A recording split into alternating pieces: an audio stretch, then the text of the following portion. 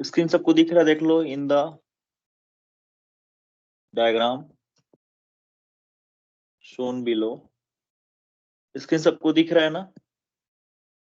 Yes, sir. Calculate electric field strength in the air after the dielectric। ठीक है, तो ये अपने को ये फिगर ये दिया हुआ है, एयर जो आपका ईएम वेव है वो एयर से डायलेक्ट्रिक जा रहा है और डायलेक्ट्रिक से फिर एयर जा रहा है। मतलब कहने का मतलब ये डायलेक्ट्रिक मीडियम से पास हो रहा है।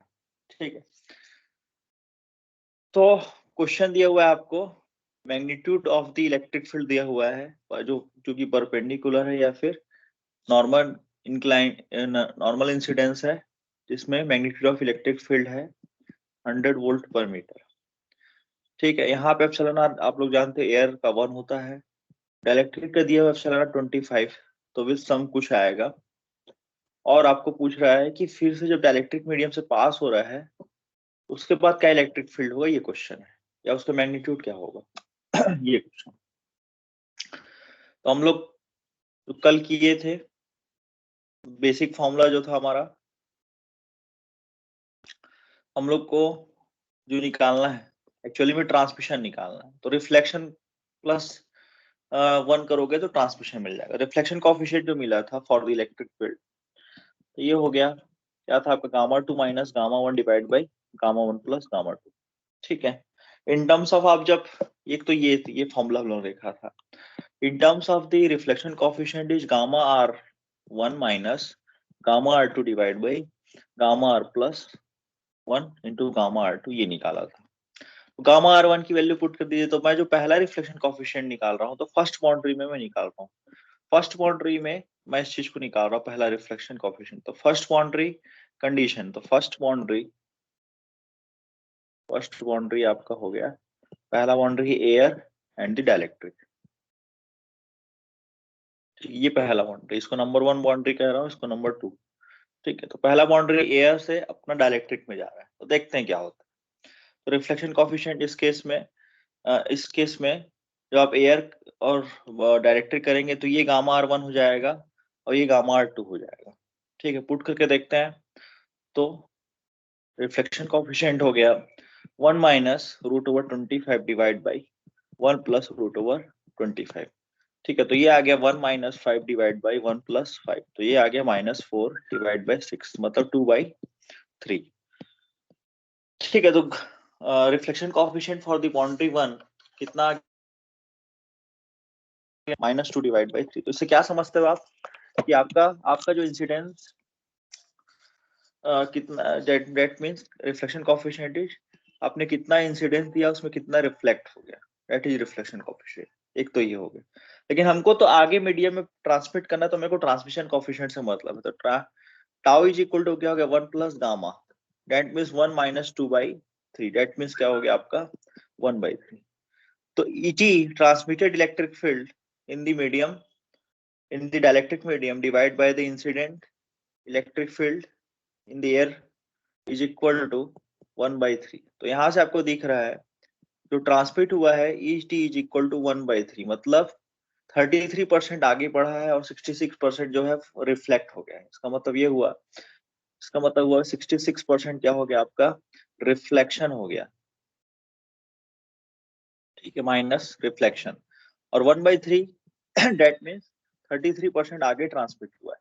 ये चीज क्लियर हुआ कि नहीं? Yes, sir. तो 1/3 गामा सॉरी EI दिया हुआ है, जिसकी वैल्यू मैग्नीट्यूड में दी हुई है 100। ठीक है, तो 100 से मल्टीप्लाई कर दीजिए तो ये आ गया 33.33 वोल्ट पर मीटर। ठीक है, तो ये ET जो है इन the medium, in dielectric medium. ठीक है, डायलेक्ट्रिक मीडियम में आपका इतना इलेक्ट्रिक फील्ड ही पहुंचा 33.33, बाकी सब क्या हो गया रिफ्लेक्ट हो गया। अब इसी चीज को हम लोग बाउंड्री 2 के लिए अप्लाई कर देते हैं। For boundary 2, for the second boundary,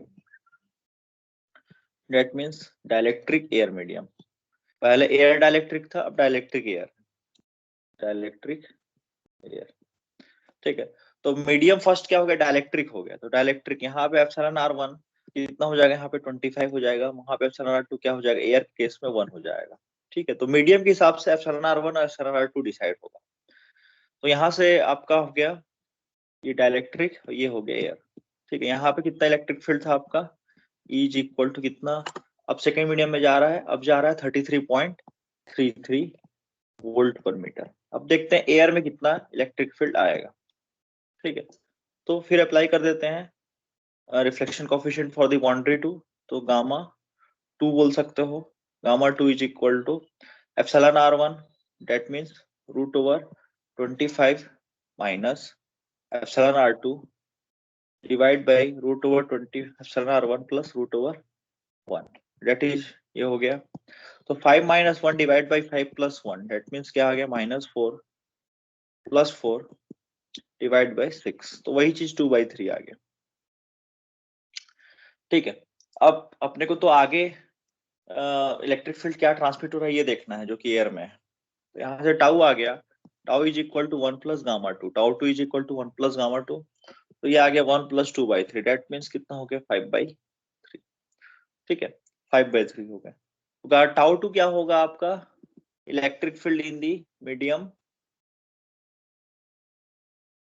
in air medium divided by the incidence medium, incident electric field is equal to 5/3। तो ये आ गया ET इज इक्वल टू जो EI है, जो कि डाइलेक्ट्रिक मीडियम में था, वो कितना था आपका 100/3 या फिर 33.3, ये मैं 100/3 लिख रहा हूँ। ठीक है, तो यहाँ से आ गया 500 डिवाइड बाई 6, इसको सॉल्व करोगे कितना आएगा 55.5 वोल्ट पर मीटर। ठीक है, तो आपको जो electric field medium, electric field strength मिलेगा एयर में आफ्टर दी डाइलेक्ट्रिक से पास होने के बाद, आपका इलेक्ट्रिक फील्ड कितना रह जाएगा 55.55। ये क्लियर हुआ कि नहीं, यही निकालना था अपने को। Yes, sir. तो आप क्या देख रहे हो, स्ट्रेंथ डिक्रीज हो रहा है, स्ट्रेंथ डिक्रीज जब आप एयर से डाइलेक्ट्रिक जा रहे हो, एयर से डाइलेक्ट्रिक जा रहे हो, मतलब 100 था पहले, 100 वोल्ट मीटर था। बाउंड्री 1 से हमने एक सीखा कि जब हम एयर से डाइलेक्ट्रिक जा रहे हैं, मतलब एप्सिलॉन R की वैल्यू बढ़ रही है, 1 से कहाँ जा रही है, 1 से 25 हो रही है। तो आपका इलेक्ट्रिक फील्ड स्ट्रेंथ क्या हो गया, 100 से 33.33 हो गया, मतलब स्ट्रेंथ कम हो गया। लेकिन जब हम लोग सेकेंड मीडियम में देखें, आपका स्ट्रेंथ इंक्रीज हो गया, जब हम लोग क्या है डाइलेक्ट्रिक से एयर जा रहे हैं, डाइलेक्ट्रिक टू एयर, मतलब यहाँ पे एप्सिलॉन R की वैल्यू डिक्रीज हो रही है फ्रॉम 25 टू 1। ठीक है, तो 33.33 था डाइलेक्ट्रिक में, अब वो कहाँ हो गया, स्ट्रेंथ उसका इंक्रीज हो गया 33.32 टू 55.5। क्लियर है ये चीज, final conclusion. Yes, sir.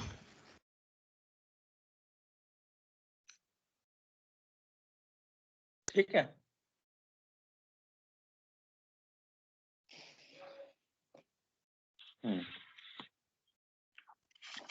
Next question देखते हैं। ठीक है, नेक्स्ट क्वेश्चन में क्या है आपका, एक मीडियम, क्वेश्चन नहीं लिख रहा हूँ, बस ये लिख रहा हूँ, बस समझा रहा हूँ। एक क्वेश्चन का मीडियम जो है एयर मीडियम है, दूसरा डाइलेक्ट्रिक है। ठीक है, एयर का एप्सिलॉन R1 क्या होता है आपका 1 हो गया, एप्सिलॉन R2 क्या लिखते हैं मैं यहाँ पे 4। ठीक है, अब क्वेश्चन में दिया हुआ है EI is equal to E0 cos omega t minus beta Z. ठीक है, वेयर ओमेगा दिया हुआ है आपको 3 × 10⁸ ठीक है, पाई, और बीटा दिया हुआ है आपको 10 पाई। ठीक है, तो find ET and E transmitted, electric field transmitted, electric field reflected, ER, ये आपको बताना है। ठीक है, तो अभी क्वेश्चन में क्या हुआ है, आप क्वेश्चन में आपको पूरा का पूरा जो इलेक्ट्रिक फील्ड है वो टाइम डिपेंडेंट है as well as the space dependent है, इस पे दिया हुआ। पहले क्या दिया था, मैग्नीट्यूड दिया हुआ। दोनों क्वेश्चन में ये डिफरेंस है, तो इसको देखते हैं सॉल्व करके।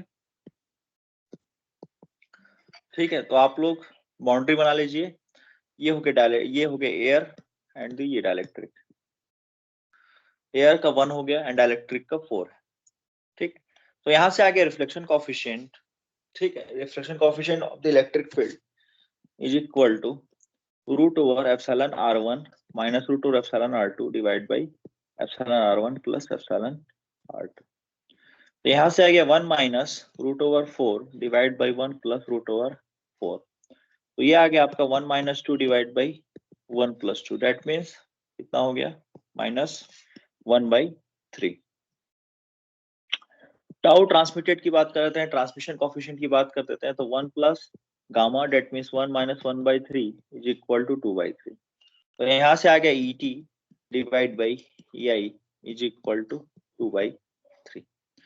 EI आपको पता है, तो ET यहाँ से आ जाएगा ET is equal to 2/3 into EI की वैल्यू पुट कर रहा हूँ E0 cos omega t minus, मैं यहाँ पे 2 बीटा जेड पुट कर रहा हूँ। तो इसको ध्यान से देखिए कि मैं 2 बीटा जेड क्यों लिख रहा हूँ यहाँ। ठीक है, यहाँ पे मैं क्या कर रहा हूँ, 2 बीटा जेड।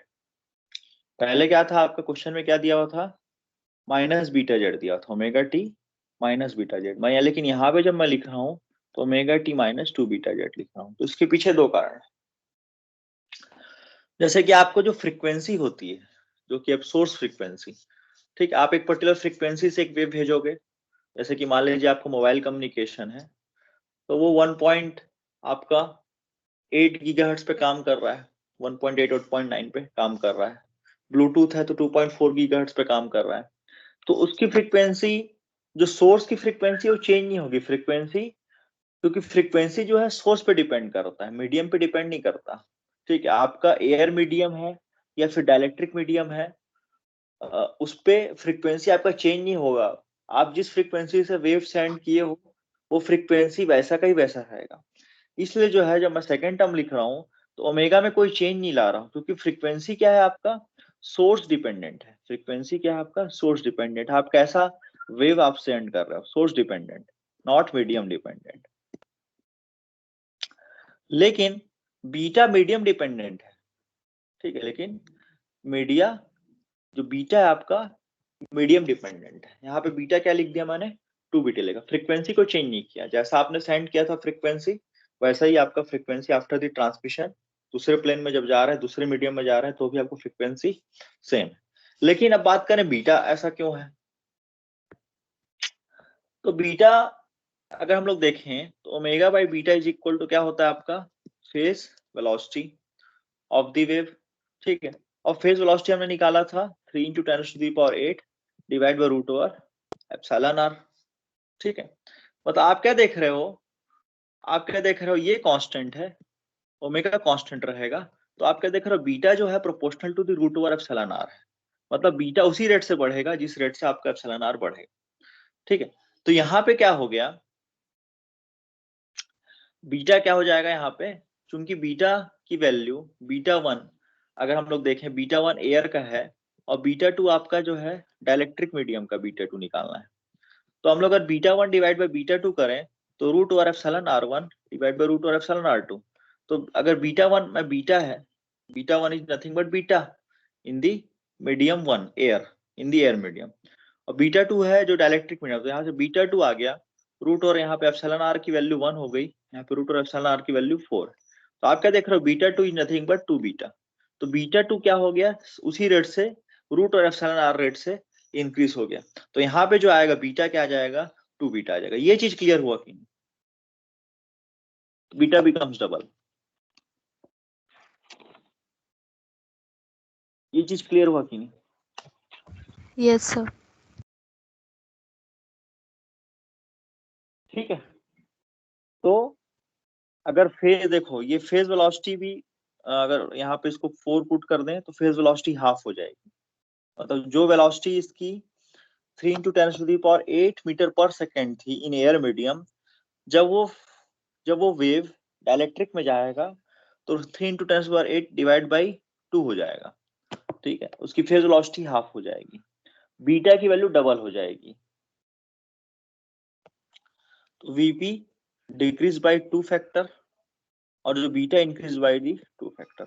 तभी ये बोला गया है कि ओमेगा इज इक्वल टू जो वीपी इंटू बीटा होता है, तो वीपी 2 फैक्टर से कम हो गया, बीटा 2 फैक्टर से इंक्रीज हो गया, तो आपका ओमेगा क्या हो गया, कांस्टेंट हो गया। ठीक है, फ्रीक्वेंसी चेंज नहीं होती क्योंकि फ्रीक्वेंसी सोर्स की प्रॉपर्टी होती है। मैं मेरे बोलना साउंड वेव की मेरी फ्रीक्वेंसी क्या होगी, मैं कैसा बोल रहा हूँ उस पर डिपेंड करेगा। ठीक है, लड़कियों की हाई फ्रीक्वेंसी होती है, लड़के जो बोलते हैं उसकी लो फ्रीक्वेंसी होती है। ये जब सुना होगा कुछ चीजें, तो वो मेरा सोर्स है, मैं जैसा बोल रहा हूँ उसके हिसाब से ही वो फ्रीक्वेंसी चेंज नहीं होने वाला है। तो ये हो गया एक तो चीज। बीटा मीडियम डिपेंडेंट है, फेज वेलोसिटी भी मीडियम डिपेंडेंट, तो बोथ आर मीडियम डिपेंडेंट। ठीक है, लेकिन ओमेगा जो है सोर्स डिपेंडेंट।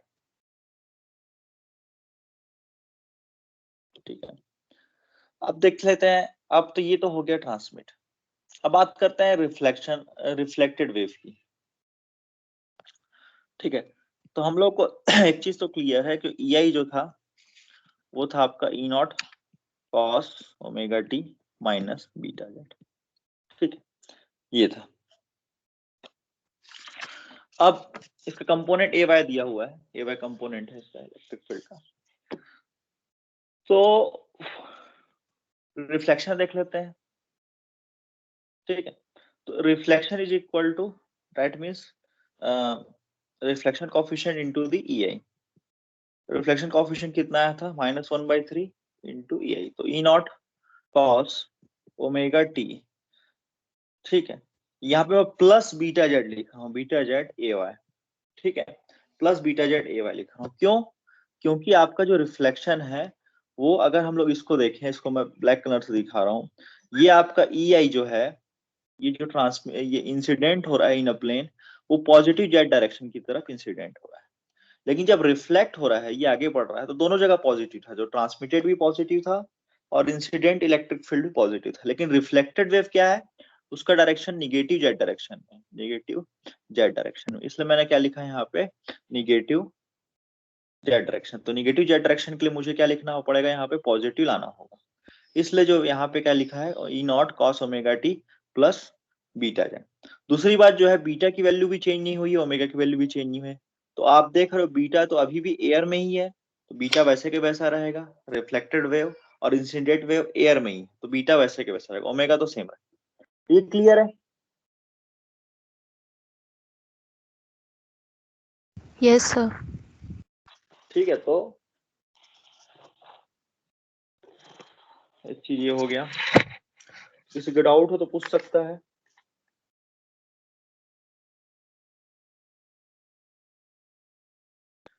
तो ऐसा ही क्वेश्चन आता है कुछ, कभी मैग्नेटिक फील्ड दे देगा, कभी इलेक्ट्रिक फील्ड दे देगा, तो आप लोग उसको सॉल्व कर लेना। तो ठीक है, क्वेश्चन में इसका डायरेक्शन EY गिवन था। कौन सा ए वाई? डायरेक्शन ए वाई नहीं है, कंपोनेंट ए वाई है। मतलब जो वेरिएशन ऑफ इलेक्ट्रिक फील्ड होगा वो वाई डायरेक्शन में होगा। ए वाई डायरेक्शन कंपोनेंट है, component of electric field. Direction तो जेड डायरेक्शन है। जो प्रोपोगेशन डायरेक्शन जो होता है बीटा, बीटा वही तो रेट बता रहा है आपका प्रोपोगेशन, बीटा या फिर phase change in Z direction. ठीक है, इन जेड डायरेक्शन। तो डायरेक्शन ऑफ प्रोपोगेशन क्या है, जेड डायरेक्शन में, लेकिन उसका कंपोनेंट वाई डायरेक्शन में। मतलब इसको तो समझा चुका हूँ। ये डायरेक्शन जो है जेड डायरेक्शन में प्रोपोगेट कर रहा है, लेकिन जो इलेक्ट्रिक फील्ड के एम्पलीट्यूड का जो वेरिएशन है, जिसको मैं कंपोनेंट बोलता हूँ, ठीक है, वो वाई डायरेक्शन में। ये दैट मींस ई वाई। ठीक है, क्लियर है?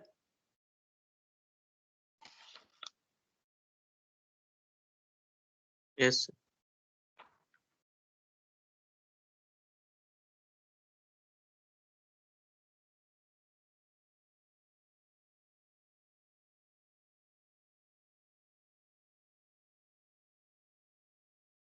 ठीक है, तो एक क्वेश्चन और कर लेते हैं।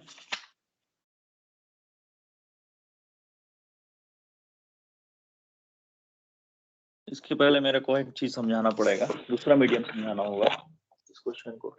तो जो सेकेंड इंटरफेस है, जो कि आपका dielectric conductor interface, dielectric conductor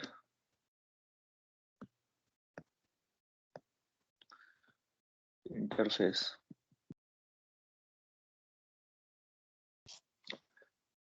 normal incident का ही केस है, normal incidence.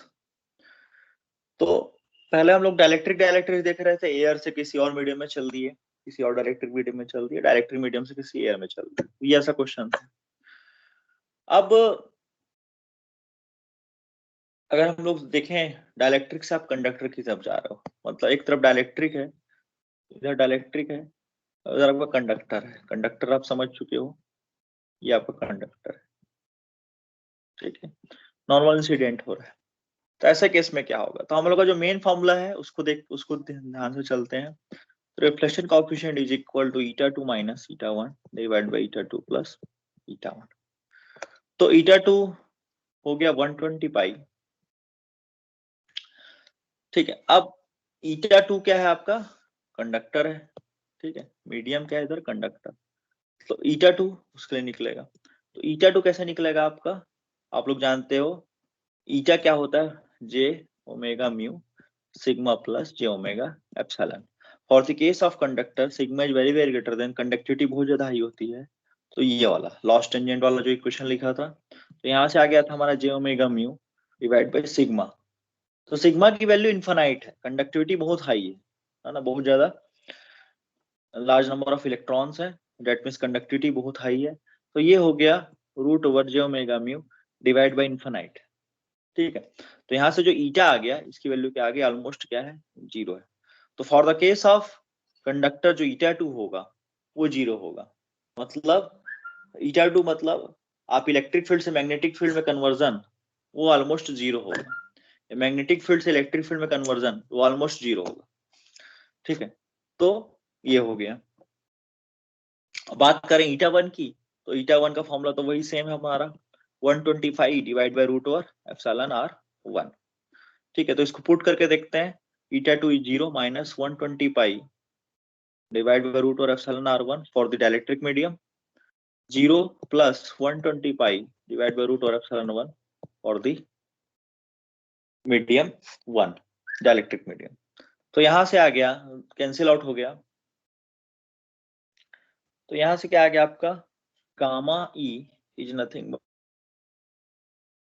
Both side cancel हो गए, ये भी कैंसिल, ये भी कैंसिल। तो आप क्या देख रहे हो, तो रिफ्लेक्शन कोएफिशिएंट की वैल्यू -1 है। इससे क्या समझ में आया कि आप जो भी इंसिडेंट कर रहे हो, that means incident reflected divide by incident is nothing but -1। तो जो भी आपने इंसिडेंट किया वो पूरा का पूरा क्या हो गया, रिफ्लेक्ट हो गया। Incident reflected is equal to minus incident, या फिर incident is equal to minus reflected electric field. तो आपने जो भी इंसिडेंट किया वो पूरा का पूरा क्या हो गया, कंडक्टर में जैसे ही पहुंचा तो पूरा का पूरा इलेक्ट्रिक फील्ड रिफ्लेक्ट हो गया। तो अगर मान लीजिए कोई वेव मेरा ऐसा आता है, ठीक है, वो जी उसका फेज 180 डिग्री के साथ वो क्या हो जाएगा, रिफ्लेक्ट हो जाएगा। तो इस तरीके से रिफ्लेक्ट हो गया, आया तो कुछ इस तरीके से, अब पूरा का पूरा क्या हो गया, रिफ्लेक्ट हो गया, कहाँ, कंडक्टर में, ठीक है। तो आपका जो ईएम वेव्स, जैसे मान लीजिए जो बिजली के तारे लगे रहते हैं, ठीक है, इसमें ईएम वेव प्रवेश नहीं कर सकते, इसमें ईएम वेव्स नहीं जा सकते। और आजकल तो जो भी घर में जो कंडक्टर या फिर तार लगा हुआ है वो तो आजकल दीवार के अंदर लगा रहता है, और वो भी अंदर नहीं जा सकता, आपका क्या हो जाएगा, रिफ्लेक्ट हो जाएगा, पूरा का पूरा रिफ्लेक्ट हो जाएगा। तो ये चीज क्लियर हुआ कि नहीं,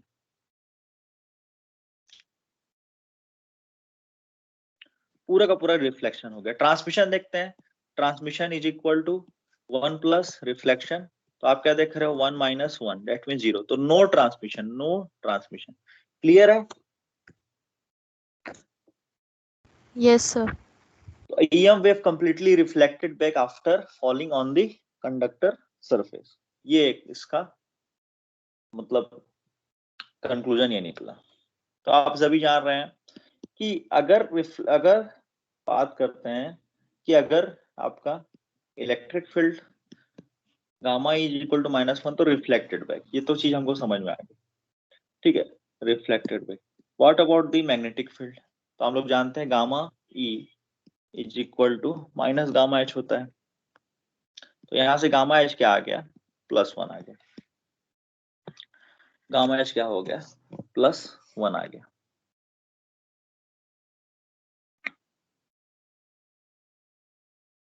ठीक है। तो इलेक्ट्रिक फील्ड आपको दिखेगा बहुत कम, ऑलवेज मिनिमम, लेकिन magnetic field always maximum, always maximum.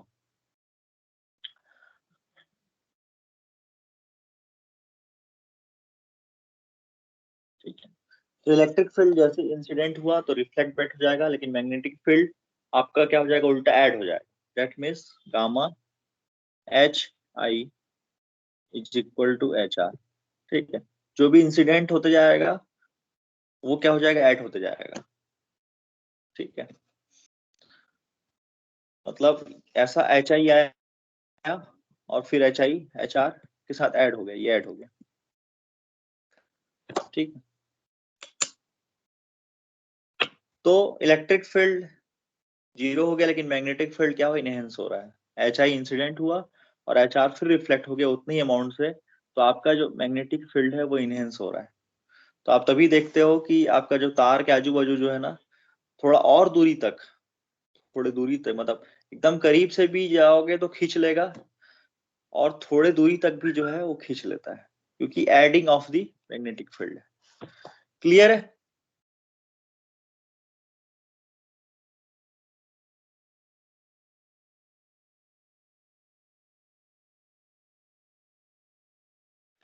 Clear है ये लाइन? Yes, sir. ठीक है, एक आध क्वेश्चन देख लेते हैं।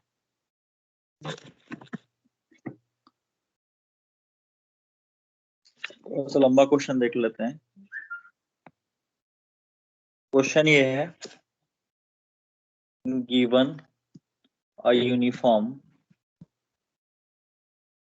plane wave in air as EI is equal to 40 cos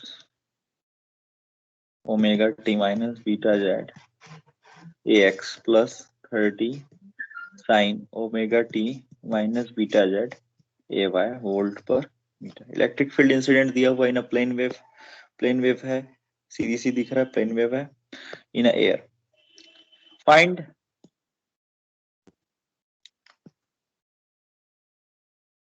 H R, H I बोला है, find H I. Second part H I तो आप क्वेश्चन हम लोग कर लिया है, फिर भी चलो देखते हैं। फाइंड एच आई, मतलब ये सारे क्वेश्चन जो हम लोग अब तक जो हम लोग जितना सीखा है इस क्वेश्चन में सब कुछ रहेगा। If the wave encounters a perfectly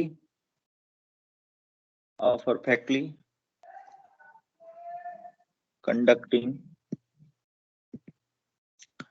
plate normal to the z-axis, at z is equal to 0, तो z is equal to 0 पे स्ट्राइक कर रहा है, z एक्सिस पे स्ट्राइक कर रहा है। Find the reflected wave ER and HR, ER and HR, reflected wave बताना है।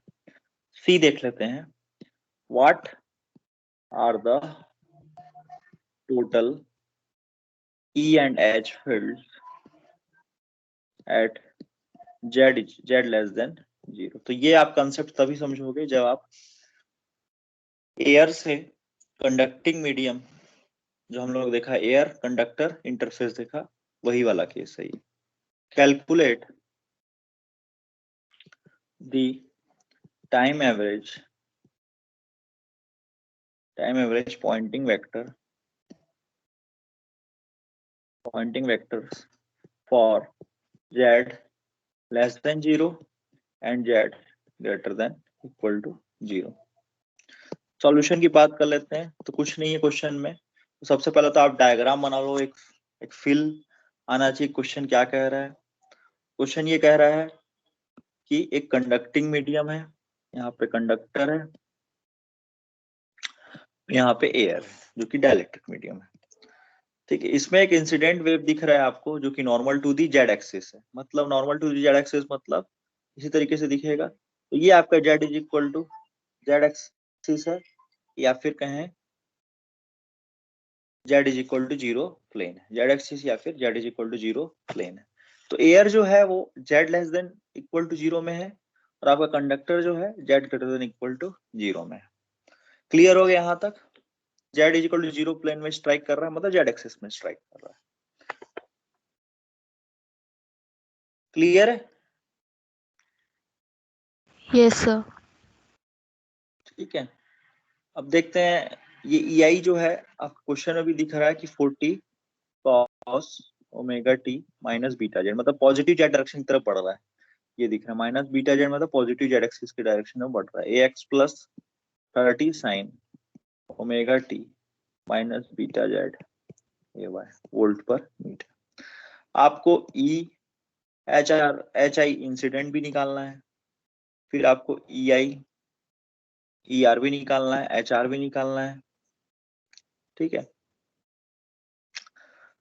और आपको पॉइंटिंग वेक्टर है फिर पावर भी निकालना है। तो देख लेते हैं, इसमें कुछ नहीं है, इसमें बस ये दो बस डाल दिया है। तो ये जो क्वेश्चन है ये तो शुरुआती जो हम लोगों ने देखा था उससे बन जाएगा, जो कि 40 cos omega t minus beta Z AX plus 30 sine omega t minus beta Z AY। तो आप जानते हो कि हमको HI निकालना है। दैट मीन्स हम लोग जानते हैं EI डिवाइड बाई HI क्या होता है, हमको क्या होता है ईटा। ठीक है, तो eta for the dielectric medium is 120 pi divide by root over epsilon R1 that means 1। तो यहां से आ गया eta I HI is equal to EI divide by 120 pi. तो 120 पाई से डिवाइड करेंगे तो आपका एम्पलीट्यूड वाला मामला तो क्लियर है। अब बात करते हैं मैग्नेटिक फील्ड की। तो मैग्नेटिक फील्ड का कंपोनेंट का डायरेक्शन निकालने के लिए आपको क्या करना पड़ेगा? हम लोग जानते हैं E cross H is equal to P होता है। तो ये क्वेश्चन जो हम लोगों ने सबसे पहले सीखा था वही क्वेश्चन है। तो यहाँ से E cross H is equal to P। तो आपको E पता है और आपको P पता है। ठीक है, तो मैं यहाँ से लिख रहा हूँ P cross E is equal to H। ठीक है, तो direction of component of the propagation direction is plus Z direction. तो plus Z cross electric field का कंपोनेंट का डायरेक्शन क्या दिख रहा है आपको? एक जगह AX है, इसमें देखिए इस क्वेश्चन में एक जगह तो AX है ऐसा कंपोनेंट, एक जगह से कंपोनेंट इसका एम्पलीट्यूड वेरी कर रहा है वाई डायरेक्शन में। तो दो अलग अलग बनेगा, एक तो AX का बनेगा और एक तो AY का बनेगा, लेकिन प्रोपोगेशन डायरेक्शन दोनों ही केस में सेम है। तो यहाँ से AZ क्रॉस AX एक तो ये हो गया, और AZ क्रॉस AY, पहले वाले के लिए AZ क्रॉस AX और दूसरे वाले के लिए AZ क्रॉस AY। तो यहाँ से Z क्रॉस AX क्या होता है? Z से फिर X की तरफ बढ़ोगे तो आपको Y मिलेगा, और Z से आप Y की तरफ बढ़ोगे तो आपको माइनस AX मिलेगा। क्लियर है ये चीज? Yes, sir. Z से X की तरफ जा रहा हूं तो Y मिल रहा है, और Z से Y की तरफ जा रहा हूं तो उल्टा डायरेक्शन हो गया, Z से Y का डायरेक्शन उल्टा हो गया, इसलिए मैं माइनस AX लिखा हूं। सारे वैल्यूज को पुट कर दो तो ये सिंपल क्वेश्चन है। तो यहाँ से HI आ गया, HI इज इक्वल टू 120 पाई से डिवाइड कर दीजिए। तो यहाँ से 40 divide by 120 pi cos omega t minus beta Z. Direction of AX के लिए क्या लिखा था मैंने? AY आया था, है ना। और ये हो गया plus 30 divide by 120 pi cos omega t minus beta Z. और for the case of AY मैंने क्या लिखा था? Minus AX। तो माइनस AX, तो ये हो गया आंसर। ठीक है, तो ये सिंपल सा एक क्वेश्चन था जिसमें हमको क्या करना था? केवल इलेक्ट्रिक फील्ड दिया, मैग्नेटिक फील्ड निकालना था। ठीक है, सबसे पहले इस चीज को हम लोगों ने सीख लिया है कैसे वेव प्रोपोगेट करता है और कैसे इलेक्ट्रिक फील्ड से मैग्नेटिक फील्ड कन्वर्ट होता है। तो ये उसका क्वेश्चन था। सेकंड क्वेश्चन में ये बोलता है कि आपका जो आपका इलेक्ट्रिक फील्ड है perfectly encounters with the conducting plates, that means conductor, conducting plates मतलब conductor, normal to the Z axis. ठीक है, तो फाइंड द रिफ्लेक्टेड ईआर निकालना है एंड द एचआर निकालना है। ठीक है, तो आप बताइए ईआर क्या होगा।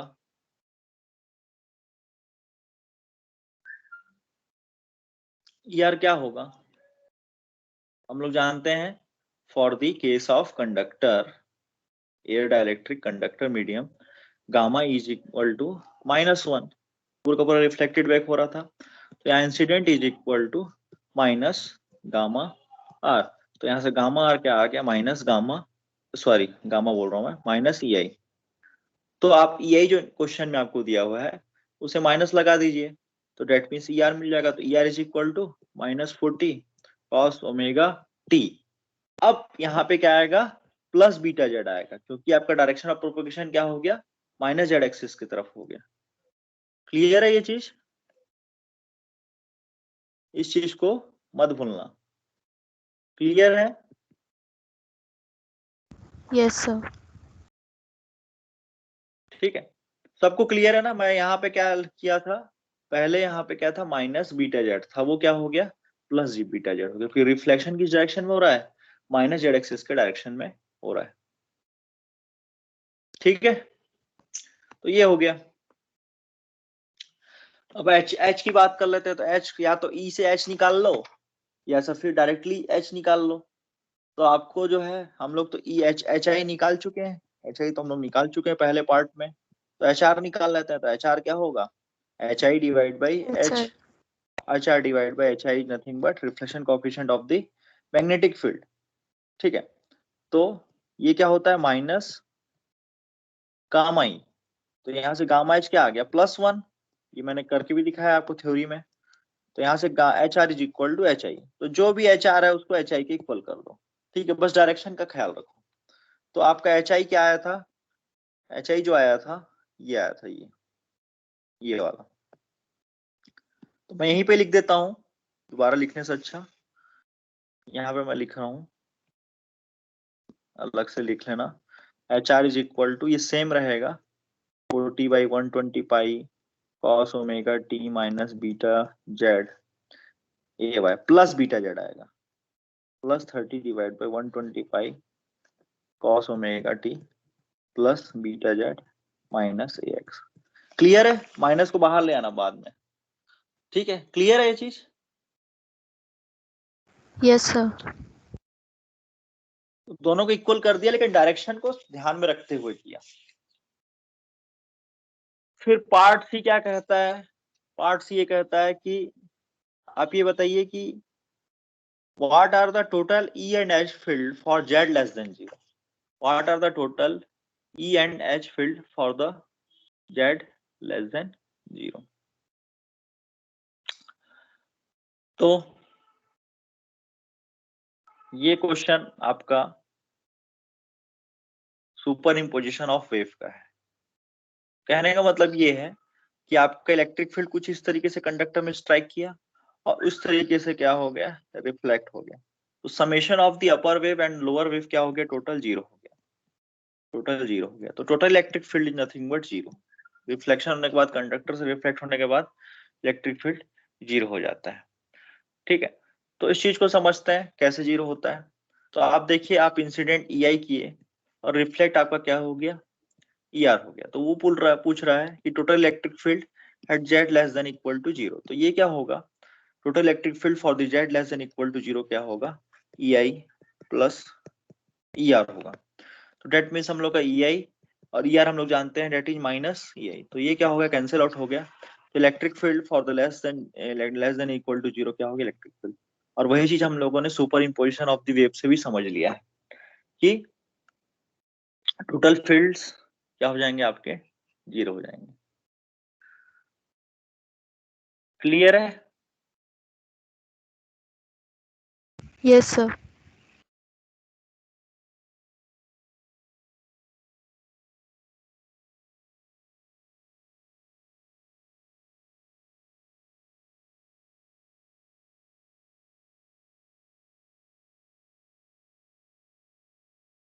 ठीक है।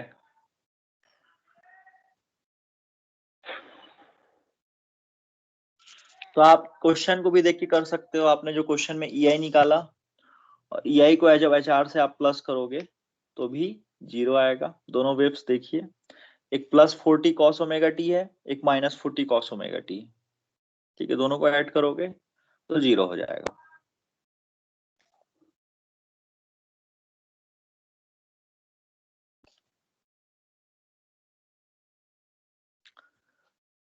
ठीक है, तो एक तो ये हो गया। ठीक है, पार्ट डी में पूछा है, अच्छा मैग्नेटिक फील्ड छूट गया। मैग्नेटिक फील्ड देख लेते हैं।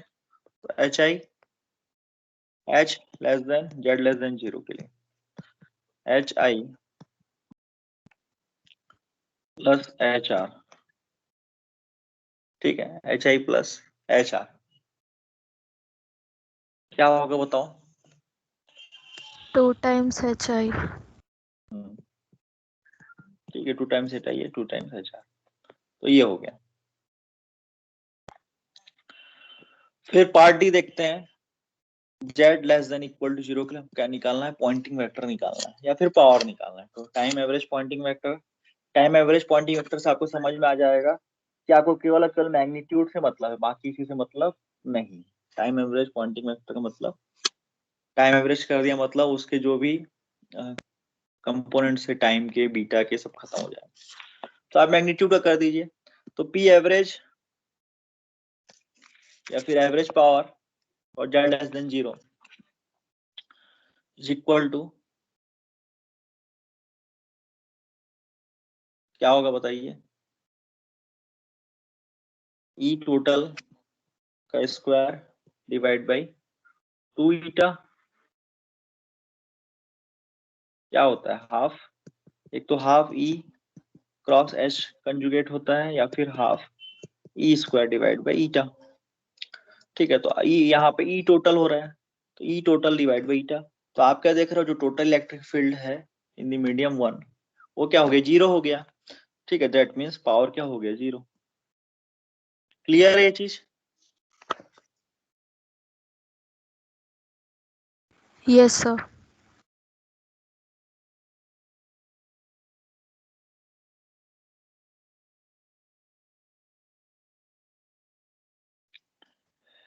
बात करते हैं power for Z greater than equal to 0। तो Z greater than equal to 0 में देख रहे हो क्या पावर ट्रांसमिट हुआ है? एक तो जो इंसिडेंट हुआ वो पूरा का पूरा रिफ्लेक्ट हो गया। ठीक है, तो EI is equal to E minus ER था, तो EI प्लस ER दोनों ऐड होके 0 हो गए। दैट मीन्स ET क्या हो गया? 0 हो गया। तो यहाँ पे पावर भी 0 हो गया। What about the transmitted electric field? तो आप क्या देख रहे हो? जो जो इंसिडेंट हुआ था वही रिफ्लेक्ट हो गया, तो ट्रांसमिटेड इलेक्ट्रिक फील्ड भी क्या होगा? 0 होगा। ठीक है, 1 plus gamma that means 1 minus gamma that means 0। Tau की वैल्यू 0 है, तो there is no transmission electric field, no transmitted electric field. तो ट्रांसमिशन ही कुछ नहीं हुआ, तो पावर ही क्या होगा? ठीक है, तो यहाँ से half ET square divide by eta that is transmitted electric field on the power P2 लिख रहा हूँ। तो ट्रांसमिटेड इलेक्ट्रिक फील्ड है ही नहीं, तो दैट मीन्स ये क्या हो गया? पावर 2 भी क्या हो गया? 0 हो गया। क्लियर है? तो transmitted electric field is 0 because whole incident power is reflected. Clear है? Yes, sir. तो ये हो गया आपका नॉर्मल इंसिडेंस। नॉर्मल इंसिडेंस में दो चीजें हैं, एक तो डाइलेक्ट्रिक डाइलेक्ट्रिक मीडियम और डाइलेक्ट्रिक कंडक्टर मीडियम। तो नेक्स्ट क्या है? बहुत बड़ा टॉपिक है, तो वही सोच रहा हूँ मैं कैसे करना है। एक आध क्वेश्चन करा के खत्म करें जो कुछ छूट गया हो। तो आपका जो यूनिट नंबर 3 है, यूनिट नंबर 1 है, ये सब स्कोरिंग यूनिट्स हैं। यूनिट नंबर जो 5 होगा वो भी स्कोरिंग है, फॉर्मूला बेस्ड है।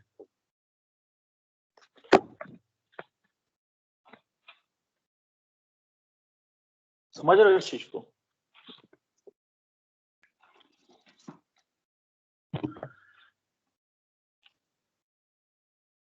तो क्या है, ऑब्लिक इंसिडेंस का जो थ्योरी है ऑलमोस्ट आधे घंटे में ही, आधे घंटे क्या फिर आधे घंटे लग ही जाएगा। तो उस चीज को मैं स्टार्ट करूं कि नहीं करूं ये सोच रहा हूँ।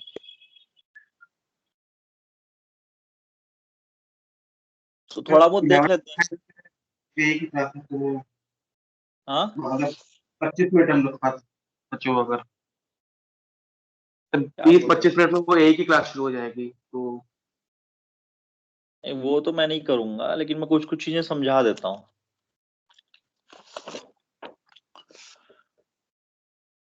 देखो, अब नॉर्मल इंसिडेंस हम लोग थोड़ा 5 मिनट चर्चा कर लेते हैं कि क्या ऑब्लिक इंसिडेंस जो होगा विथ सम एंगल, जो आपका इंसिडेंस होगा वो कैसा हो सकता है।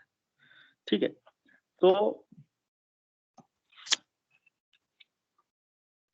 यहां से जो नेक्स्ट है, इंक्लाइंड इंसिडेंस या फिर ऑब्लिक इंसिडेंस। तो पहला वही डायलेक्ट्रिक मीडियम देख रहे हैं, कैसे हो सकता है। तो विथ सब एंगल लीजिए ये, ठीक है, तो प्लेन के एंगल में, ठीक है, पहले तो मैं नॉर्मल इंसिडेंट ऐसा दिखा रहा था, यही ऐसा हुआ ऐसा करके, लेकिन अब क्या है, विथ सम एंगल। ठीक है, पहले ही मेरा डायरेक्शन ऑफ प्रोपोगेशन इस तरीके से था, ए के था, और रिफ्लेक्टेड ए के था, ठीक है, और वापसी क्या था, माइनस ए, कुछ इस तरीके से नॉर्मल का था। ठीक है, ये ए के मतलब, के मतलब प्रोपोगेशन डायरेक्शन, एक्स भी हो सकता है, वाई भी हो सकता है, जेड भी हो सकता है। लेकिन अब भी सब एंगल इंसिडेंट होगा, मतलब अगर आपको मान लीजिए ये प्लेन है, ये एक प्लेन है, तो कैसे हो सकता है, मान लीजिए ये नॉर्मल है प्लेन का, ये डैश डैश लाइन जो लिख रहा हूं वो नॉर्मल है, तो विद सम एंगल करना है, तो नॉर्मल के साथ कुछ एंगल, तो ये हो गया डायरेक्शन ऑफ ए के, प्रोपोगेशन डायरेक्शन। ठीक है, with some angle theta I. Clear है। अब इसमें दो चीजें हो सकती हैं, दो चीजें हो सकती हैं। एक तो आपका इलेक्ट्रिक फील्ड क्या हो, प्लेन में हो, और एक तो इलेक्ट्रिक फील्ड आपका आउट ऑफ प्लेन में हो। कहने का मतलब ये है, इसमें देखिए दो तरीके हो सकते हैं। ठीक है, केवल मैं इलेक्ट्रिक फील्ड की बात कर रहा हूं, तो ये तो हो गया नॉर्मल, इसको ऐसा करता हूं मैं।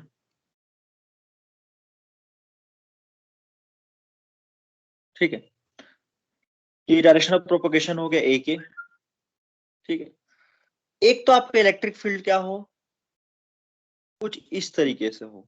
देखो, आप सभी जानते हो, आप सभी जानते हो कि प्रोपोगेशन डायरेक्शन, इलेक्ट्रिक फील्ड का डायरेक्शन एक कंपोनेंट का डायरेक्शन, और मैग्नेटिक फील्ड कंपोनेंट का डायरेक्शन, और जो डायरेक्शन ऑफ प्रोपोगेशन आपस में परपेंडिकुलर होते हैं, आपस में परपेंडिकुलर होते हैं, तभी E cross H is equal to A K होता है।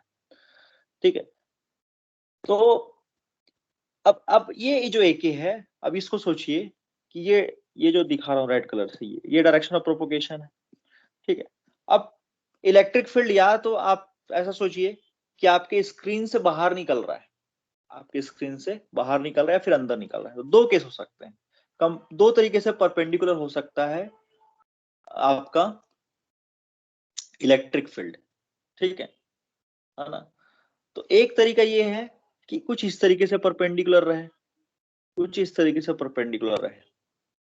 ठीक है, और एक तरीका ये हो सकता है कि आपकी स्क्रीन के बाहर या फिर स्क्रीन के अंदर, एक तो स्क्रीन में ही है, एक तो स्क्रीन के प्लेन में ही है, और एक तो आपके स्क्रीन के बाहर निकल रहा है और स्क्रीन के अंदर निकल रहा है। समझ रहे हो।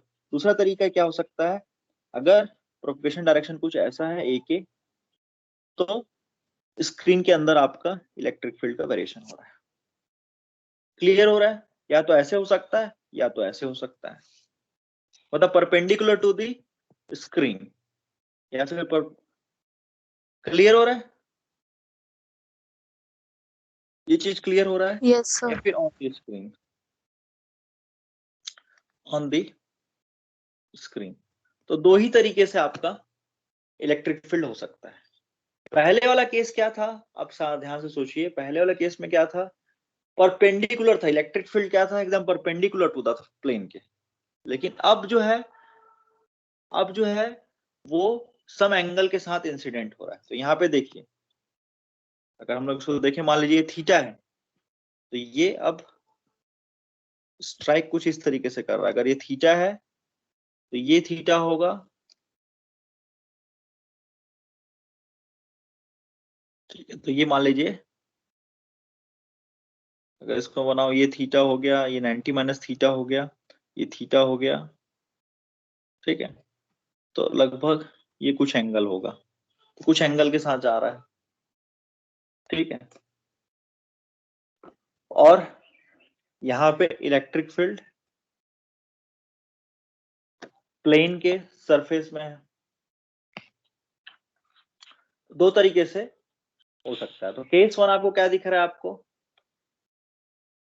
On the plane. Case one आपको दिख रहा है जो इलेक्ट्रिक फील्ड है, जो ई फील्ड है, वो ऑन दी प्लेन है, ऑन दी स्क्रीन है, ठीक है, ऑन दी प्लेन है। और एक जो है परपेंडिकुलर टू दी प्लेन, जो ई फील्ड है, जो ई फील्ड है वो परपेंडिकुलर टू दी प्लेन है, ठीक है। तो ओरिएंटेशन ऑफ इलेक्ट्रिक फील्ड दोनों ही केस में अलग अलग है। ओरिएंटेशन ऑफ इलेक्ट्रिक फील्ड एक परपेंडिकुलर टू दी स्क्रीन है और एक प्लेन, एक ऑन दी प्लेन है।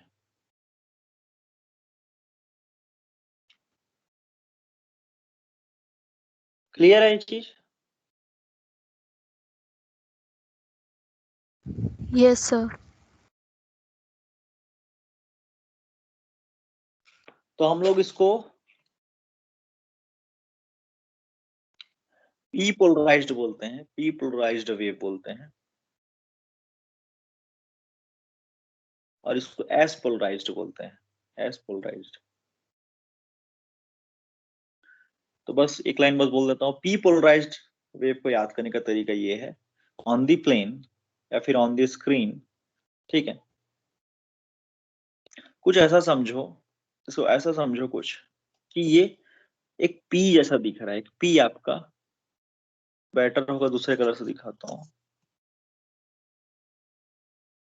ये ऐसा समझिए कि ये कुछ पी स्ट्राइक कर रहा है ऑन दी स्क्रीन। और इसको ऐसा समझिए, एस पोलराइज्ड को समझने के लिए ऐसा समझिए, ये जो है ऐसा समझिए कि ऐसा कुछ सांप निकल रहा है आपके स्क्रीन के बाहर। एस मतलब समझिए सांप, ठीक, कुछ इस तरीके से।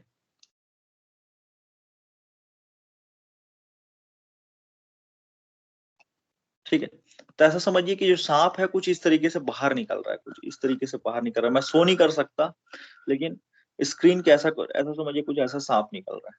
तो आपको याद हो जाएगा कि ये आपका एस पोलराइज्ड है और ये आपका पी पोलराइज्ड। क्लियर है यहां तक?